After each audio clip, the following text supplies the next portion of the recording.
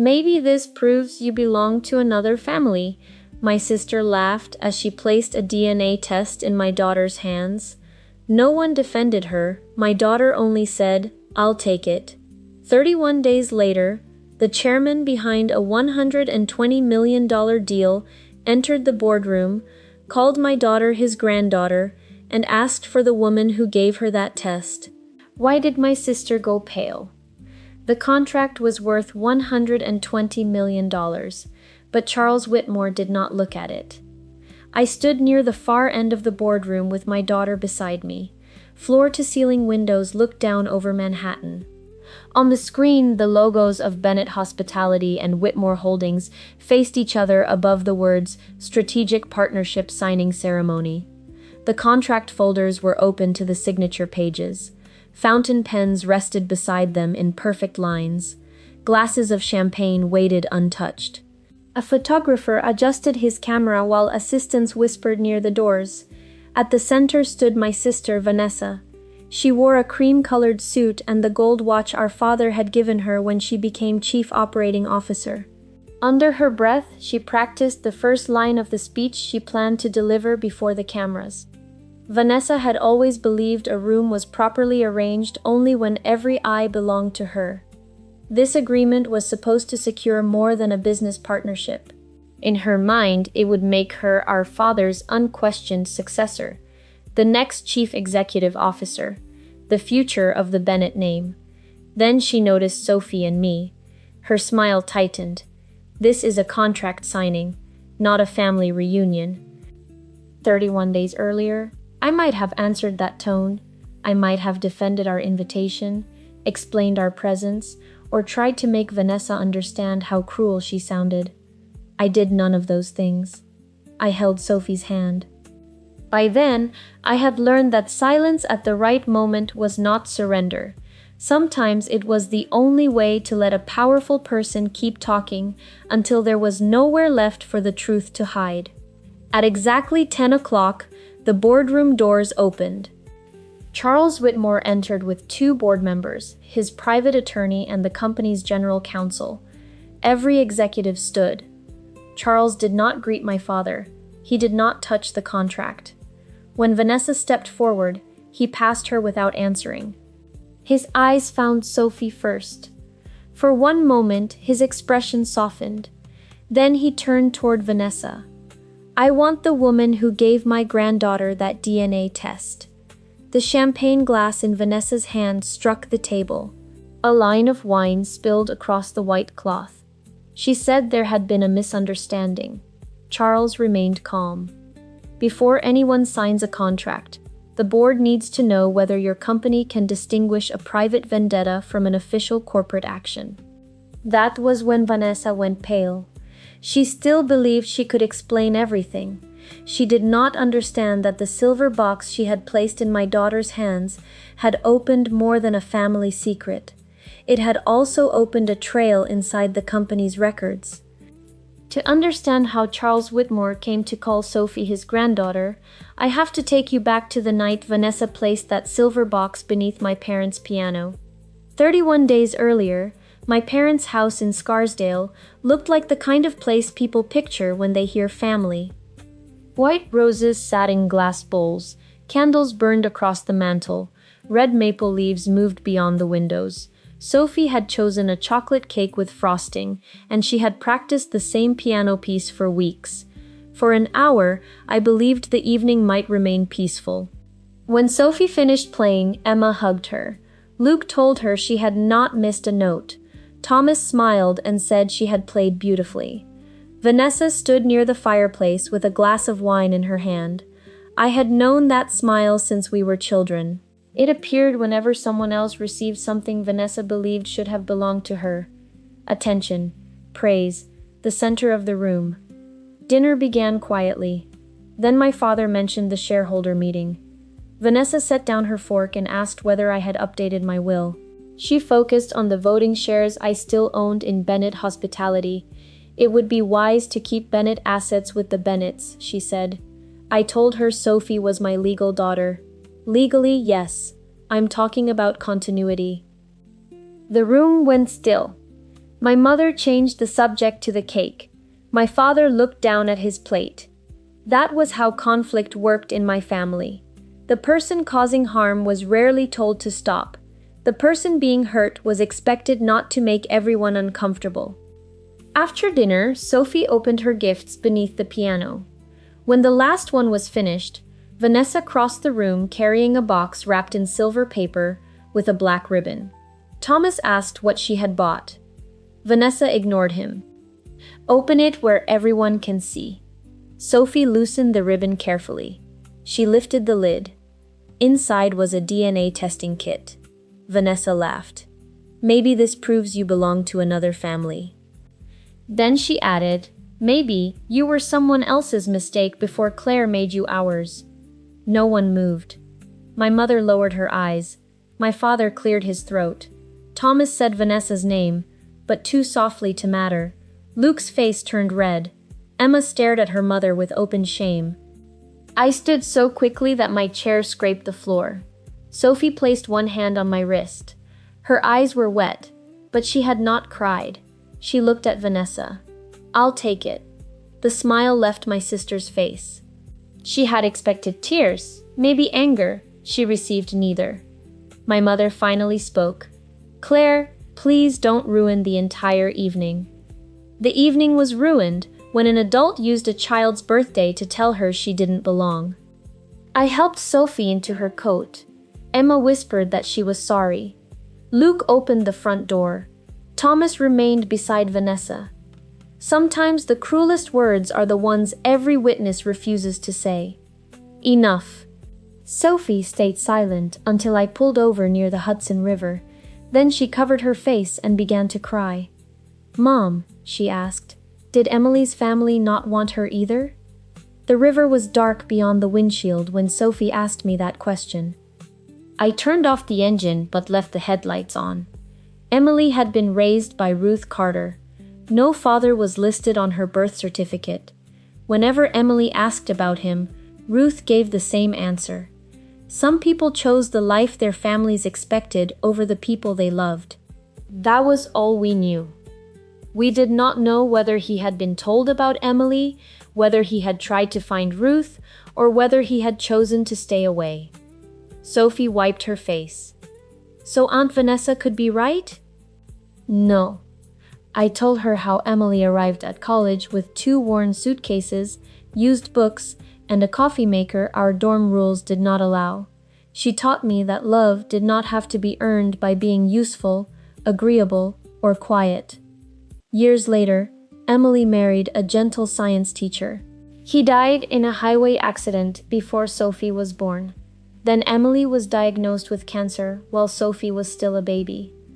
Emily did not spend her final months speaking vaguely about love. She wrote a will, named a guardian, arranged insurance, and wrote letters for future birthdays.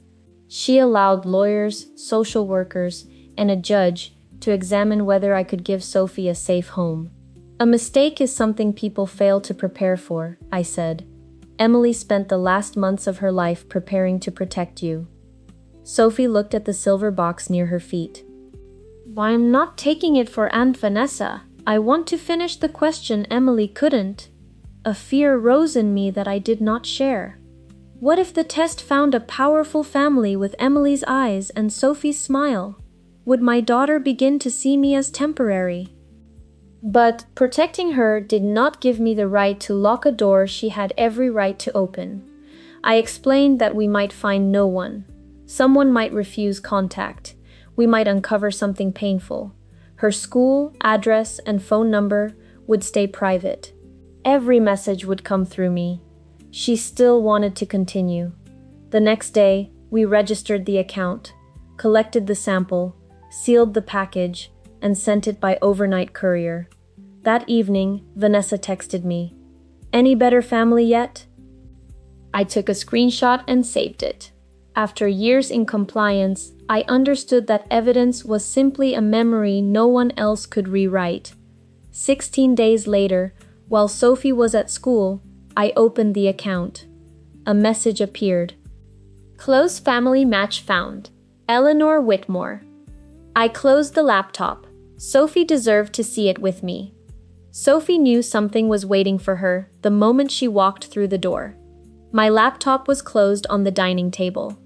I sat beside it with 2 untouched cups of tea. She set down her backpack and took the chair next to mine. When I opened the account, the profile showed only a name, an age range, and a match percentage high enough to suggest a close relative, Eleanor Whitmore. There was also a message from a law firm. Sophie recognized the last name from business news. I told her not to build a story around it yet. Consumer DNA tests could identify possible relatives, but they could not prove an exact legal relationship. Because Sophie was a minor, every message had to come through me. We would not send anyone her school, our address, her adoption records, or her phone number, simply because they shared some DNA. The message listed an attorney named Laura Mitchell. I did not call the number provided.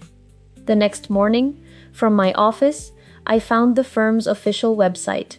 I called the main switchboard, asked for Laura, and confirmed the case number before discussing Sophie. Laura said she was glad I had checked.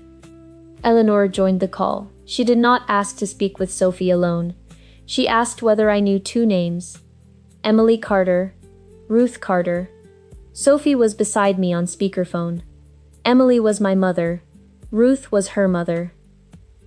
Eleanor went quiet, then said she had known Ruth when they were young. Laura explained that Eleanor was the younger sister of Charles Whitmore, founder of Whitmore Holdings.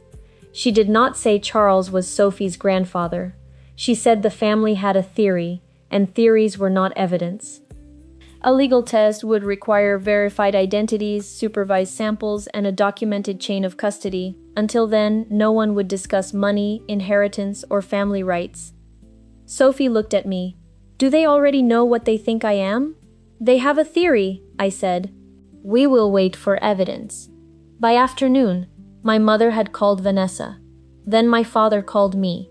He said Bennett Hospitality was finalizing a $120 million agreement with Whitmore Holdings. Vanessa had spent nearly a year leading it. He warned me to stay quiet and make sure the Whitmores did not think we were trying to influence the deal. Sophie did not manufacture her DNA, I said. My father had just heard that his granddaughter might have found part of Emily's lost family. His first question was not whether Sophie was all right. It was what the truth might cost the company. Before agreeing to anything, I sent Laura's testing agreement to my own lawyer. Sophie watched me close the email.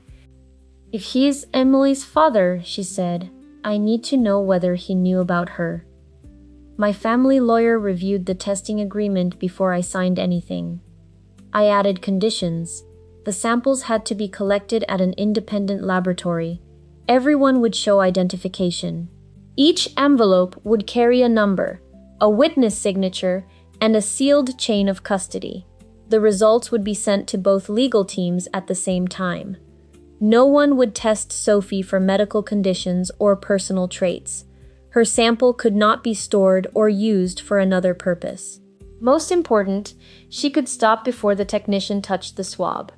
People with money are often used to doors opening when they ask. I wanted Charles Whitmore to understand that the door leading to my daughter would open only when Sophie felt safe. The laboratory was in Midtown Manhattan. Laura met us with another attorney from Whitmore Holdings. Both women spoke directly to Sophie, but neither pressured her. Their care relieved me. It also made my private fear harder to ignore. Charles could offer Sophie a life I could never provide. He had influence, homes, schools, and connections far beyond anything I knew. Somewhere inside that family, Sophie might see Emily's face reflected back at her. I kept those thoughts to myself.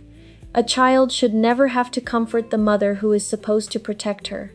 My fear belonged to me. It was not Sophie's burden. The technician checked our identification and photographed the unopened envelopes. She swabbed Sophie's cheek, recorded the sample number, and signed across the seal. Then she placed the package inside a locked case. Sophie watched every step. She did not ask about money or inheritance. She asked how long the answer would take.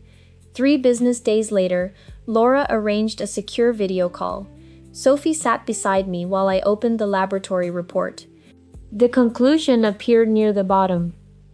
The tested genetic relationship is consistent with Charles Whitmore being Sophie Bennett's biological maternal grandfather. Sophie read the sentence twice. Her first question was not whether he wanted to meet her. Did he know about Emily? Laura said Charles wanted to answer that himself, but only if Sophie agreed to see him. Before I allowed a meeting, I set more conditions. No press, no expensive gifts, no discussion of inheritance, no suggestion that Sophie change her name, no family photographs, no talk of a reunion. Sophie could leave at any moment, and I would remain beside her. Charles signed a statement recognizing me as Sophie's only legal parent.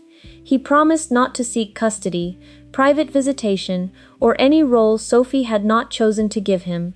He also agreed not to use their relationship to influence the Bennett contract. DNA could prove that Charles was connected to Sophie. It could not prove that he deserved a place in her life.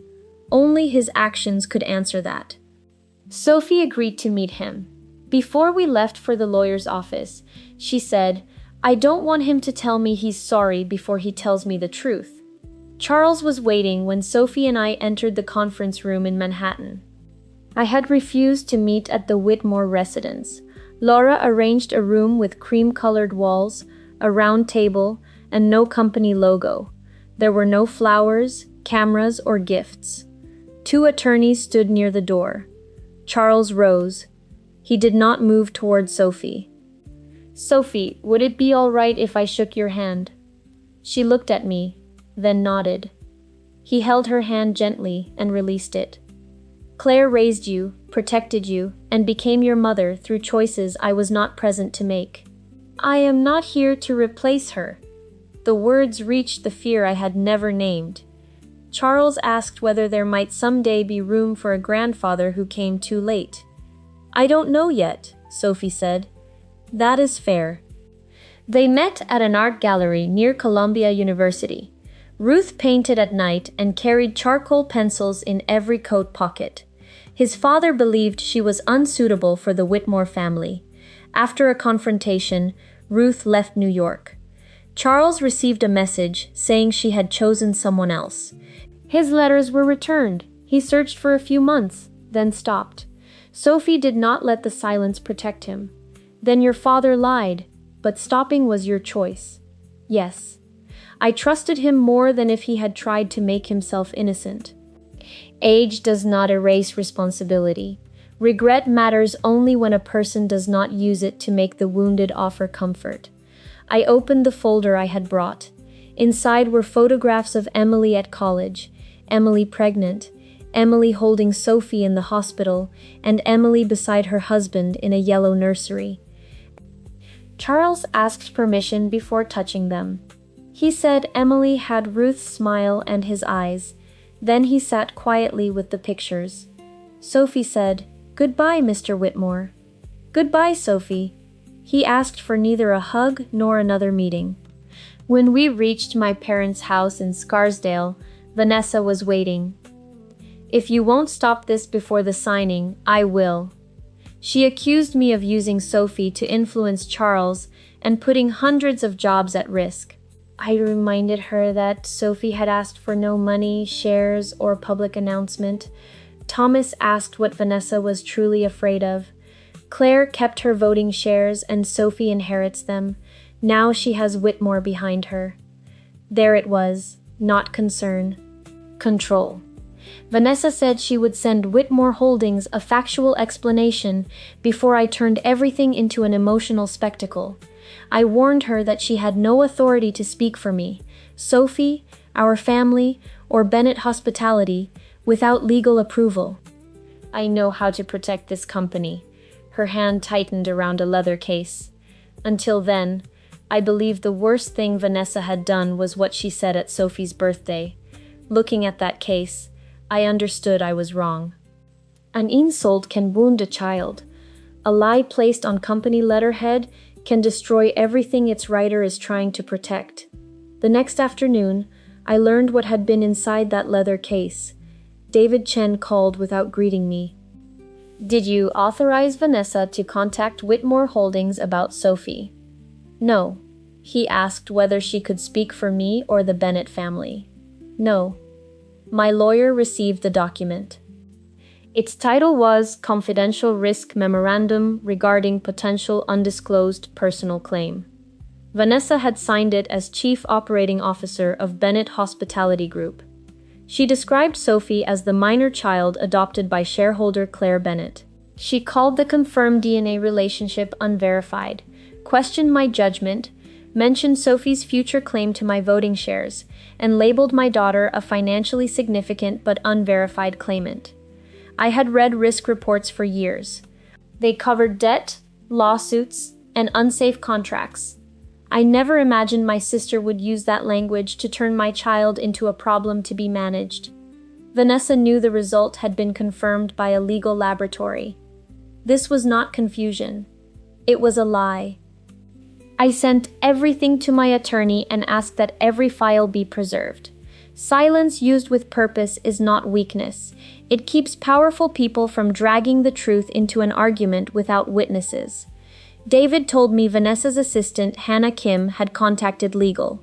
Vanessa had ordered her to find Sophie's sealed adoption records, guardianship papers, and anything showing whether Emily had named her father. Hannah warned that the files were sealed and served no business purpose. "Be creative," Vanessa told her. "We have $120 million at risk." Hannah refused and documented the order. Vanessa built the memorandum anyway, using Emily's obituary, an old memorial page, a family email, and details she knew only because she was my sister. Abuse of power rarely begins with a dramatic command. Just this once, find a way. After David placed a legal hold on Vanessa's email, phone, and computer, she called repeatedly. I did not answer. Then my mother's number appeared. Sophie picked up, thinking her grandmother needed help. Vanessa told her that hundreds of people could lose their jobs because she had taken the test. If the contract failed, Sophie should remember where the trouble began. I took the phone.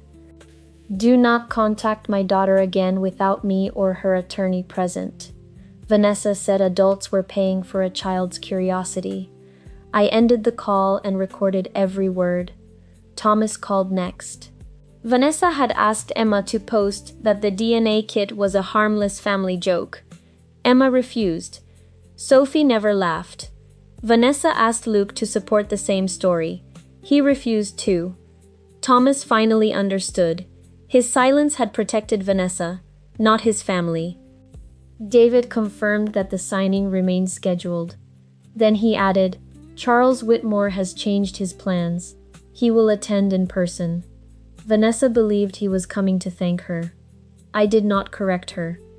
Some truths carry their full weight only when a person walks confidently into the room where the evidence is waiting. If you are still listening, please rate your satisfaction with this story below. It lets me know that companions are still beside me. Your presence is the greatest encouragement I have to continue telling the final part. The room stayed silent after Charles asked for the woman who had given Sophie the test. Vanessa forced a smile. It was a genealogy gift. Families give them all the time. Charles asked whether she had told Sophie it might prove she was another family's mistake. Vanessa called it a private joke. "A private setting does not make the humiliation of a child harmless," he said. My father stepped forward and asked that the family issue be separated from the agreement. Charles nodded. "I agree. That is why I recused myself from the commercial review. Your daughter is the person who made the separation impossible." An independent committee at Whitmore Holdings had reviewed Vanessa's actions. Charles was there to confirm the family relationship and address the damage done in the company's name. Laura opened 3 folders. The first held Vanessa's memorandum. The second confirmed that the legal DNA test was complete before Vanessa called the relationship unverified. The third contained Hannah's record of the request to search for Sophie's sealed adoption files. David looked at Vanessa. Did I authorize this memorandum? She said the company needed protection. He asked again. Did I authorize it? Vanessa looked around the room. No. Thomas stood near the back. You told me legal approved every word. Not now, Thomas. That answer told everyone enough. She had lied to the company and used the same lie to keep her husband defending her. Sophie had been waiting with me in a private room. We agreed she would not be used in the confrontation. Then Vanessa denied the purpose of the gift. Laura asked whether Sophie wanted to speak. I did not answer for her. I want to go in, Sophie said. She entered and stood beside me, not beside Charles. Vanessa accused me of bringing a child into a business meeting to shame her. Sophie looked at her. I only did what you told me to do. I took the test. Then she said, you wanted proof I belonged to another family. You just didn't like the family the test found. No one applauded. No one smiled. This was not a victory a child should have been forced to earn.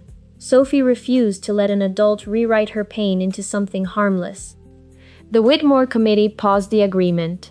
Bennett Hospitality had to complete an independent investigation, define who could speak for the company, strengthen outside communication controls, and prove family conflict could not govern business decisions. The deal was not cancelled. David placed Vanessa on paid administrative suspension. She had to surrender her badge, company phone, laptop, and system access. Vanessa looked at our father. He said only, you are required to comply. She placed the badge on the table. She held the laptop a little longer. Real power is not making people fear you. It is accepting the same rules you expect everyone else to follow. The $120 million contract remained open to the signature page. The pens were ready. No names appeared. On the drive back to Westchester, Sophie did not ask what would happen to Vanessa. She asked how many people worked for Bennett Hospitality. How many people work for Bennett Hospitality? Sophie asked before we reached the highway. More than 600, I said.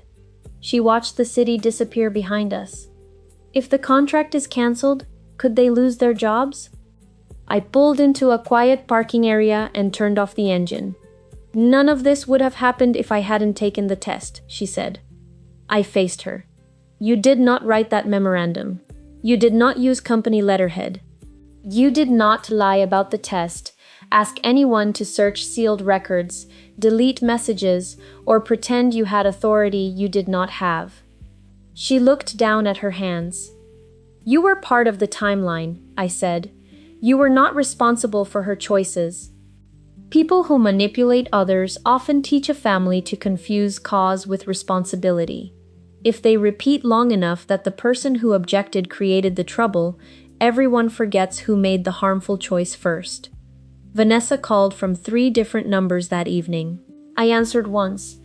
She told me to call Charles, explain that the memorandum had been misunderstood, and ask him to move forward with the signing. She also wanted me to say the DNA kit had been a harmless joke. I am not responsible for repairing something you chose to break. She accused me of resenting her career. I ended the call when she blamed Sophie again. Later, Thomas called from a hotel in White Plains. He had taken Luke and Emma with him. Vanessa still claimed David had known about the memorandum. When Thomas showed her messages proving otherwise, she changed the story. She said the document had been legally defensible, even if it had not been formally approved. For years, I accepted her explanations because it was easier than arguing, he said. That protected my comfort. It didn't protect the children. Luke called Sophie afterward and apologized for staying quiet at the birthday party. She thanked him, but she did not tell him everything was fine. When the call ended, she looked at me. I don't want everyone's guilt to become another problem I have to solve. That is a fair boundary, I said. The board hired an outside law firm to conduct the investigation. Charles stepped away from the contract review. I withdrew from any decision about Vanessa's punishment. The investigators collected emails, copied company phones, interviewed Hannah, and reviewed the document history. Then they recovered a message Vanessa had deleted. If legal asks, this was routine background research for the Whitmore transaction. Vanessa had believed pressing delete could make a choice disappear.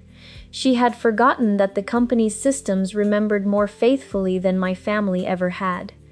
The next morning, my father arrived at my house carrying a proposal to keep Vanessa in the company. My father arrived after breakfast with the preliminary report under his arm. He called his proposal a compromise.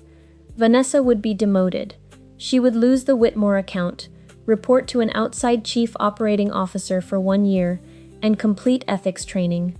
Later, the board could reconsider her place in the succession plan. She gave 20 years to this company, he said. She also used that company to target my daughter. He warned that termination could destroy Vanessa's career.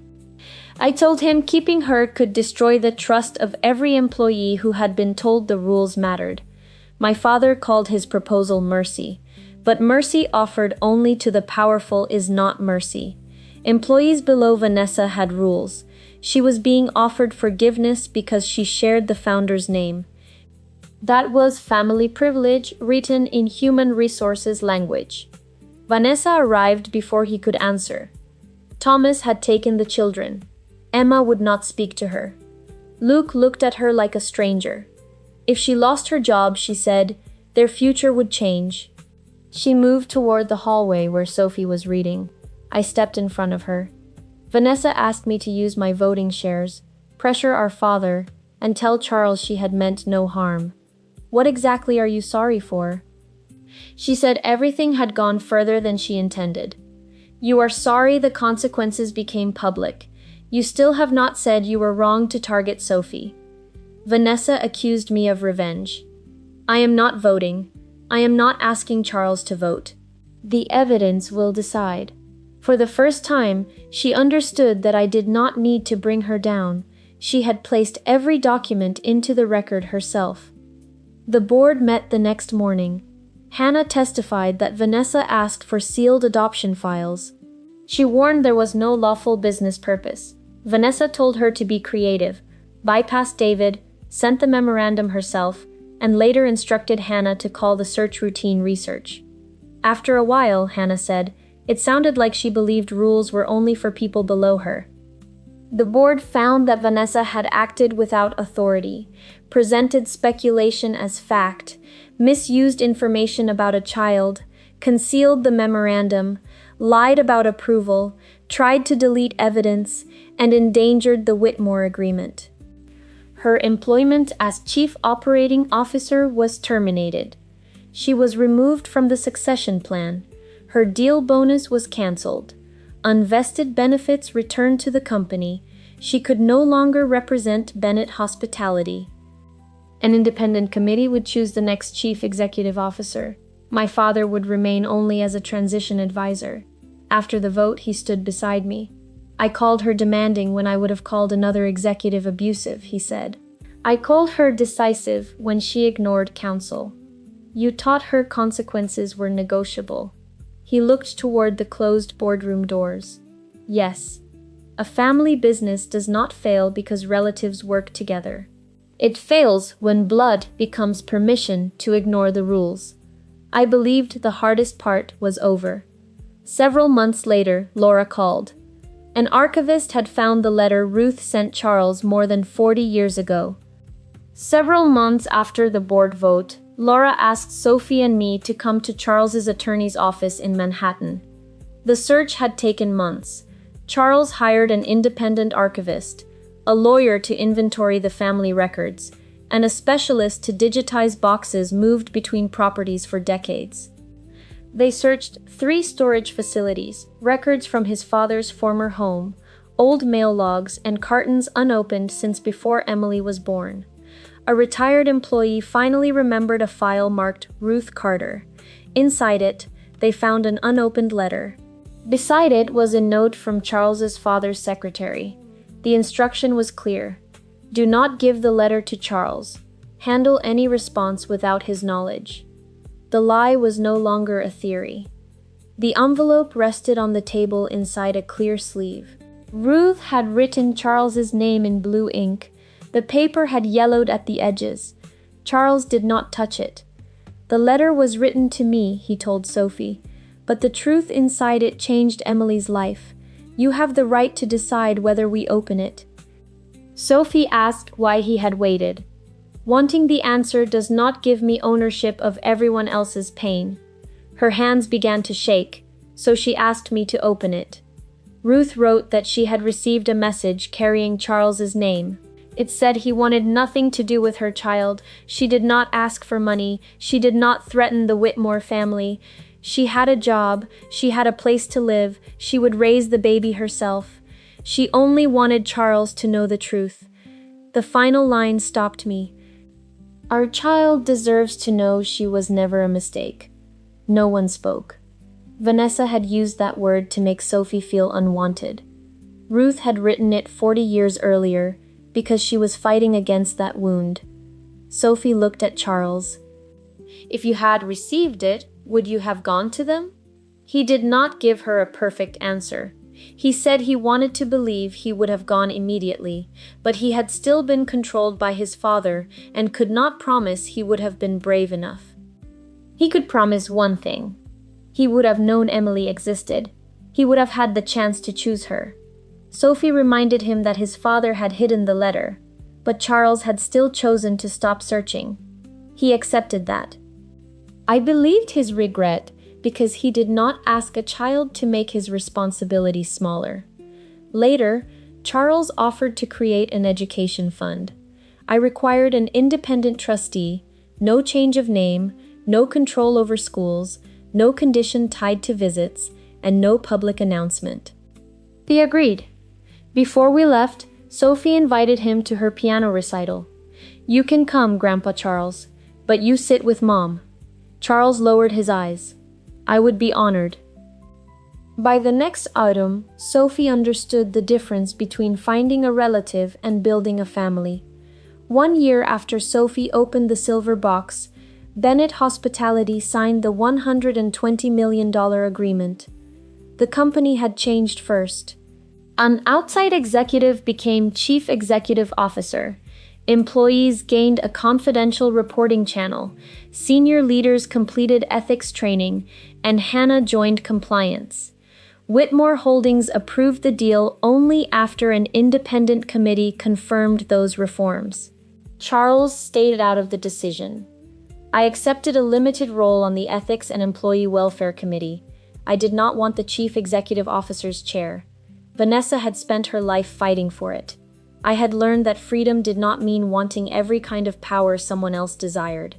My parents rebuilt trust through small actions. They called before visiting and stopped telling Sophie to forgive because of family. No one discussed shares at her birthday. Thomas and Vanessa still lived apart. Luke and Emma remained close to Sophie. A week before her 13th birthday, Vanessa mailed Sophie a letter. She admitted she gave her the test because she feared Sophie would inherit my shares. She wanted my daughter to feel like she was not a real Bennett. The memorandum protected Vanessa's position, not the employees. She admitted lying, pressuring Hannah, and blaming a child. There was no sentence followed by the word but. She did not ask to attend the party or recover her job. Sophie folded the letter. I believe she finally understands what she did. Do you want to answer? Not yet. Then not yet is the answer. At the party, Luke and Emma brought a crooked banner. My mother brought food without rearranging my kitchen. My father gave Sophie a book about old New York theaters. Charles arrived last with a package wrapped in brown paper. Inside was a preserved copy of Ruth's letter in a wooden frame. A brass plate carried one sentence. Our child deserves to know she was never a mistake. No one asked which bloodline Sophie belonged to. After the guests left, Sophie asked whether sharing DNA automatically made someone family. It can make someone related to you. That is not always the same thing as family. Emily gave Sophie life. I stayed and raised her. Charles became her grandfather through patience. Vanessa shared my blood, but any return depended on change and Sophie's sense of safety. The test told my daughter where she came from. It did not create her worth. Family protects you, respects your boundaries, and stays when there is nothing to gain. Vanessa gave Sophie that test to prove she belonged nowhere. Instead, it showed us who had earned the right to stay. How satisfied are you with this ending? Was I right to let Sophie decide when or whether to forgive Vanessa? Please share your thoughts below.